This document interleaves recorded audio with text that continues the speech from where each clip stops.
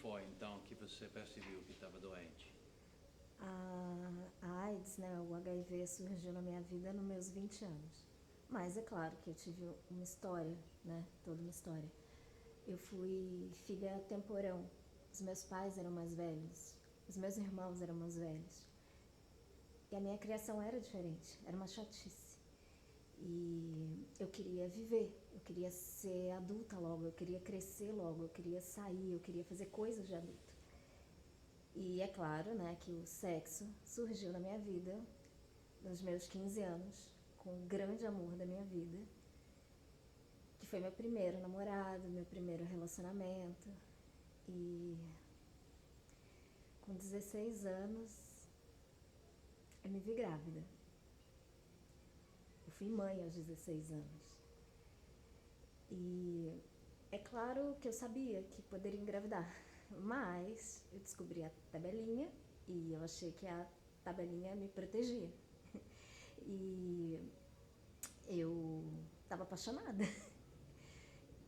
E aí eu contei pra ele, falei, olha, minha menstruação tá atrasada, a menstruação atrasou. E aí ele falou, vamos na igreja, Jesus vai resolver isso. E a gente foi na igreja, a gente fez até novena. Olha que falta de noção. A minha mãe, a minha mãe, ela é uma mulher muito do futuro, muito futurista, assim. Ela achava que as mulheres precisam estudar, trabalhar, mas mesmo sendo assim, ela nunca imaginou que eu poderia estar fazendo o que todo mundo faz, que é a sexualidade, que é algo maravilhoso e é algo inerente na vida de todo mundo. E aí eu contei pra ela, quando eu contei pra ela, ela falou, meu Deus, eu não imaginei que isso fosse acontecer agora. Ela nem passou pela cabeça dela conversar comigo. E aí, da mesma forma que foi um choque, também teve o lado bom, que a minha mãe, ela transformou um limão numa limonada. E eu peguei isso dela, que é transformar uma coisa, qualquer dificuldade, em algo, vamos resolver, vamos melhorar.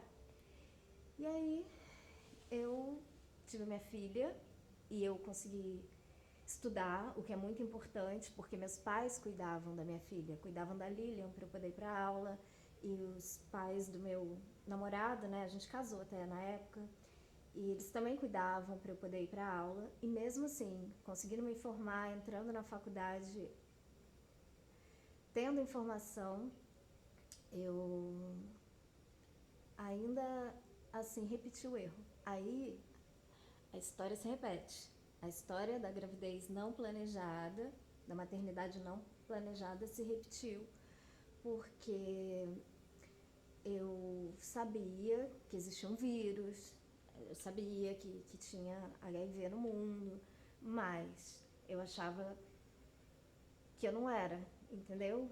É risco. Eu sabia que o ator do rock nacional tinha, o ator do rock internacional tinha, que as pessoas contraíam, né, se infectavam através de seringa compartilhada e talvez também de objetos cortantes, mas assim, quem são essas pessoas? Eu achava, é o outro.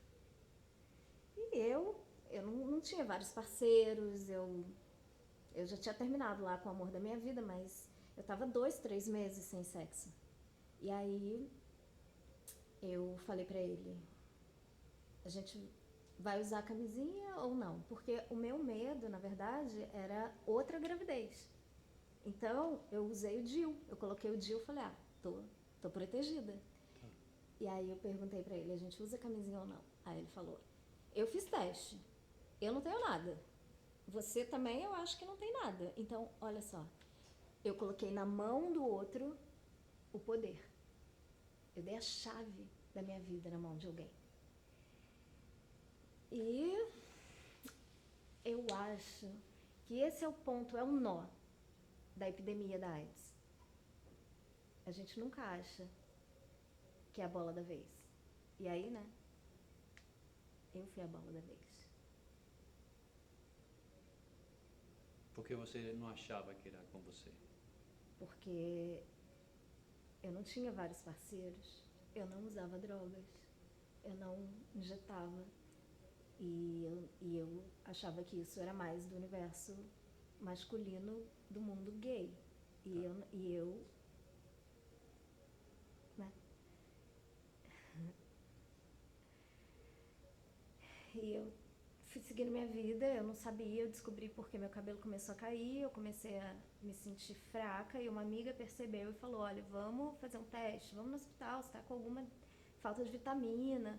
E aí apontou toxicoplasmose, porque eu tinha uma gatinha, eu tinha um gato. E aí era meio que de praxe, mas não era obrigatório fazer o teste. E aí tava lá, faz ou não faz? Aí, tipo, até a enfermeira falou, não, você não precisa fazer não, é só se você quiser fazer o teste pra ver HIV positivo, mas assim, não precisa, só se você quiser. Aí eu, já tô aqui, vou tirar sangue, vamos, bota tudo, completão. Aí apareceu. E aí o médico chegou pra mim e falou, olha, deu positivo, mas não se preocupa, tá? Porque isso aqui pode ser um falso positivo, porque a toxicoplasmose pode ser que altere, então não se preocupa, vai pra casa, daqui a 4 meses, depois que você tratar, aí você refaz o exame, porque isso aí é um falso positivo. E aí eu fui. Mas por dentro, eu tava assim, pensando, e se for? Aí teve o carnaval, assim, 2, 3 meses depois desse diagnóstico da toxicoplasmose e que apareceu positivo, veio o carnaval. E aí eu bebi todas as cachaças e cerveja que apareceu, porque eu pensei assim, se for positivo, é meu último carnaval. E aí eu voltei lá, eu chamei o pai, né, da minha filha, que é meu primeiro ex. E transou no carnaval? Teve... Não, eu tava muito nervosa por dentro eu tava curtindo por fora, eu tava bebendo, mas eu tava com consciência. Curtir a vida antes de morrer. Eu queria, pensei, se acabar. Tá. E aí eu chamei o pai da minha filha pra ir comigo, eu contei pra ele, mas o meu medo era, eu vou morrer, eu preciso preparar minha filha pra minha morte. E eu preciso me preparar e preparar as pessoas que me conhecem. Eu só contei pra ele. E ele foi comigo nessa segunda etapa, que era pra ver mesmo se era positivo ou não, ou falso positivo. E aí eu entrei na sala sozinha, falou que é acompanhante, não, vou lá e tal. E aí na hora o médico ainda me acalmou, mas a forma que ele olhou pra mim eu já sabia. Aí eu chorei, aí eu desabei, e quando eu saí o meu ex estava lá, ele na verdade, ele não perguntou nada. Ele olhou pra minha cara e ele sabia. E aí ele me abraçou. Ele me abraçou e aí a gente saiu de lá e ele falou, olha só, vamos casar no papel mesmo, porque assim a Lilian fica protegida.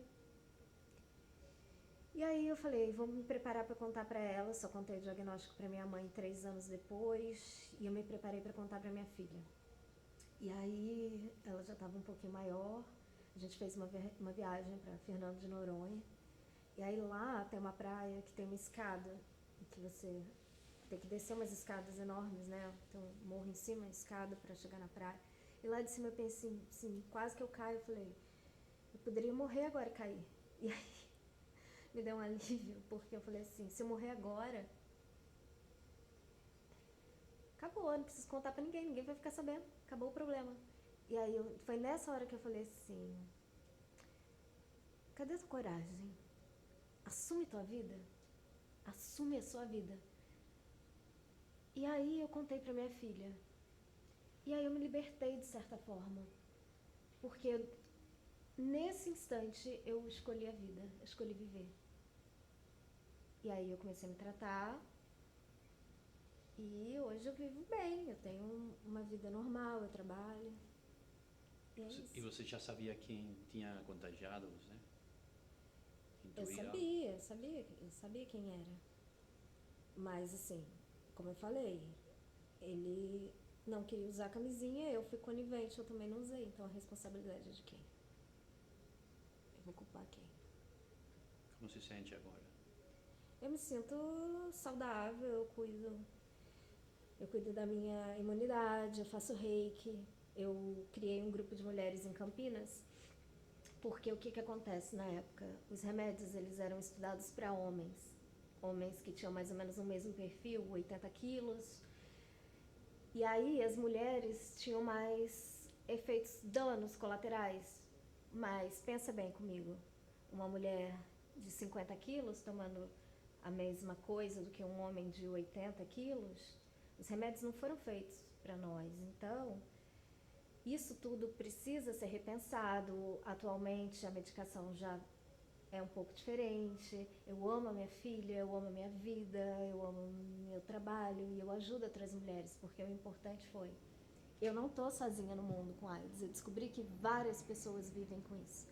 Então, o grupo de apoio, o grupo que eu ajudei também a criar aqui em Campinas, ele dá suporte a outras mulheres para a gente saber que a gente não está sozinha.